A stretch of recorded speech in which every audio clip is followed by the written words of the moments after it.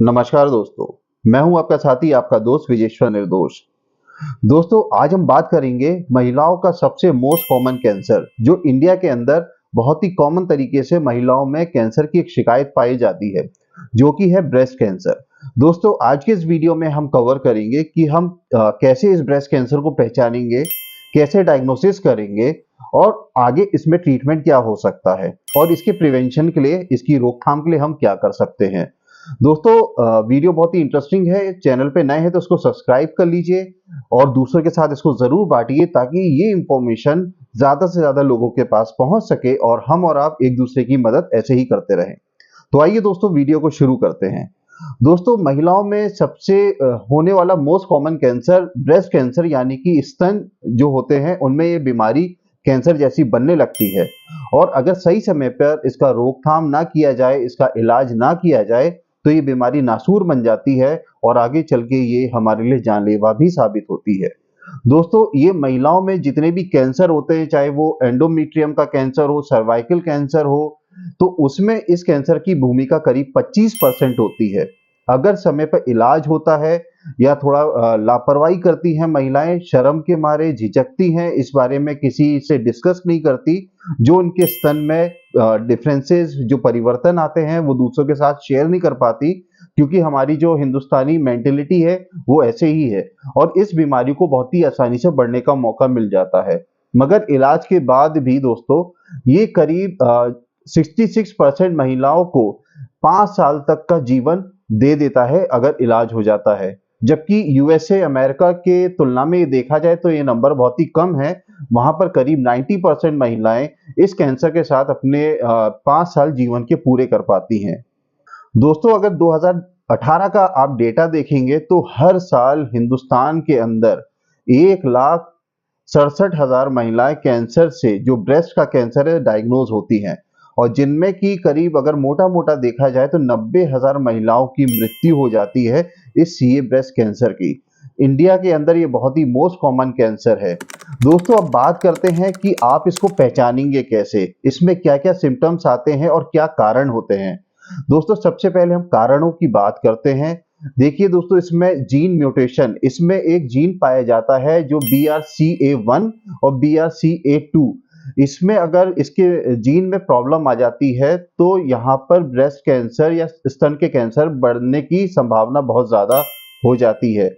इसके बाद दोस्तों, हम बात करेंगे जेनेटिकल म्यूटेशन की या फैमिली हिस्ट्री में। अगर ये प्रॉब्लम है, जैसे किसी महिला की माँ में, दादी में, नानी में अगर इस तरीके की प्रॉब्लम है, ब्रेस्ट कैंसर पहले हो चुका है, तो उस घर की महिलाओं में ये कैंसर होने की बहुत ज्यादा संभावना बन जाती है। तो इसके लिए इस कैंसर के प्रति बहुत ही अवेयर होना बहुत ही जरूरी है, क्योंकि ये बहुत ज्यादा चांसेस है कि ये जेनेटिकली म्यूटेट होता है और जेनेटिकली ट्रांसफर भी होता है। दोस्तों, इसके बाद हम बात करेंगे हार्मोनल चेंजेस की। दोस्तों, इस बॉडी के अंदर जो हमारा प्रोजेस्टेरोन और एस्ट्रोजन हार्मोन्स होते हैं, इसके इम्बैलेंस होने की वजह से भी सीए ब्रेस्ट स्तन के कैंसर होने की बहुत ज्यादा संभावना बढ़ जाती है। दोस्तों, कुछ बात करते हैं हम और आप अब लाइफ स्टाइल की, क्योंकि आजकल के मॉडर्न एरा में महिलाएं अल्कोहल, सिगरेट, तंबाकू, ये चीजों का बहुत ज्यादा कंजम्पशन करती हैं, यूज करती हैं, जिसकी वजह से भी सीए ब्रेस्ट होने की संभावना बहुत ज्यादा बढ़ जाती है। दोस्तों, इसी के साथ साथ मैं आपको बताना चाहता हूं, अगर आप अनहेल्दी खाना खाते हैं, आप बहुत ज्यादा मोटे हो गए हैं, आपका वजन बहुत ज्यादा बढ़ता जा रहा है, तो इसके वजह से भी स्तन के कैंसर होने की संभावना बहुत ज्यादा बढ़ जाती है।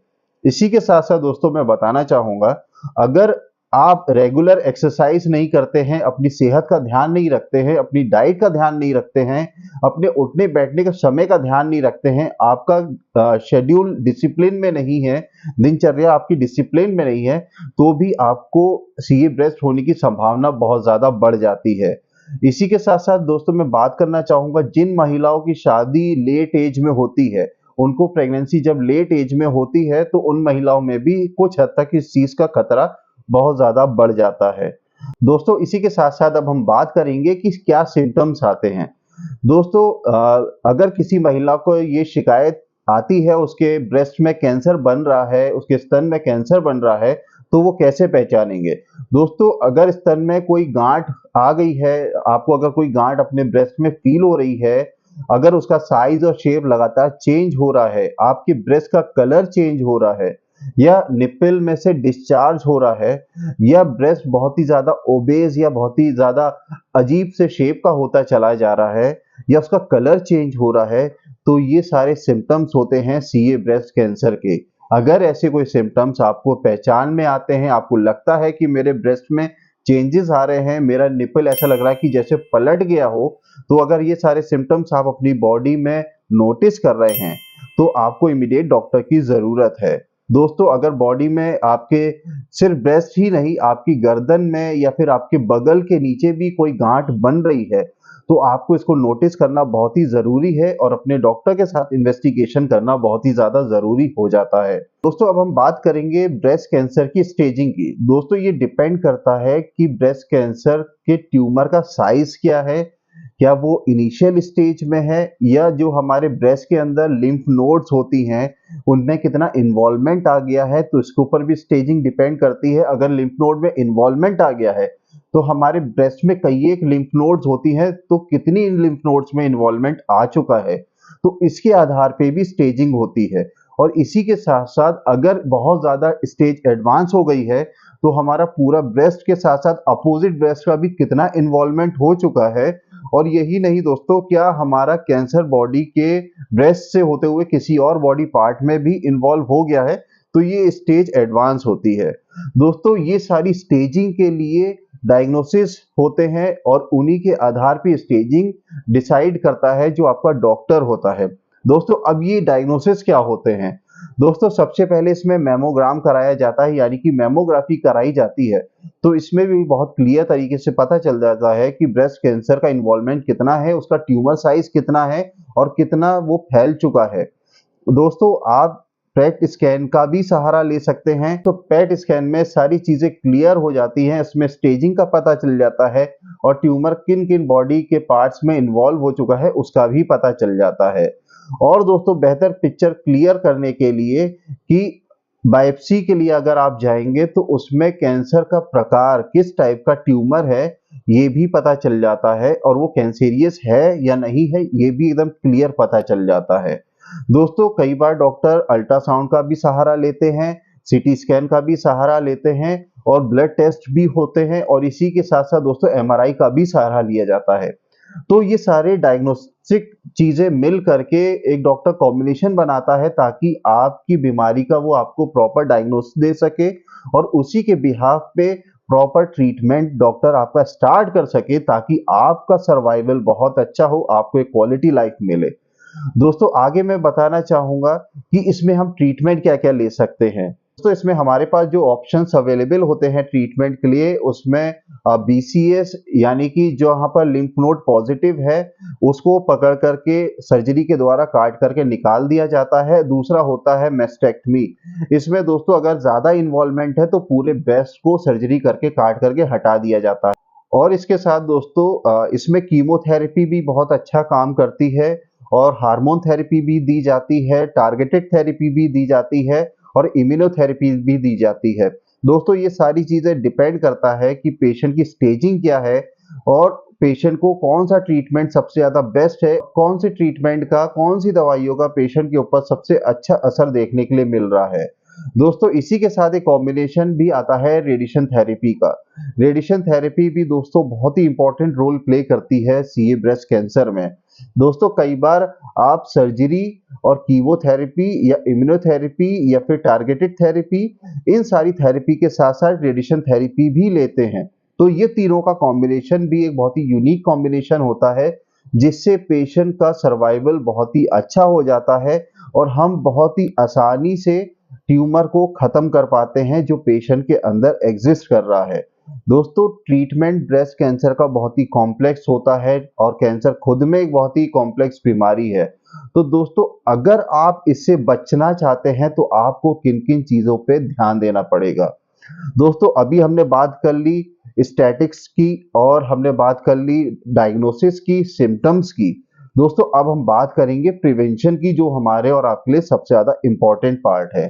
दोस्तों प्रिवेंशन के लिए ये कहा जाता है कि जो महिलाएं 45 साल या 45 साल की हो रही हैं, उससे ऊपर हैं, उनको हर एक 3 साल में अपना मैमोग्राम कराना ही चाहिए, क्योंकि मैमोग्राम में अगर 5 mm का भी ट्यूमर है जो कैंसेरियस है, वो आसानी से पकड़ में आ जाता है और इनिशियल स्टेज में कैंसर का हमेशा इलाज बहुत ही बेहतर होता है और कई बार ये कुछ कंडीशन में आपको एकदम कैंसर फ्री भी कर देता है।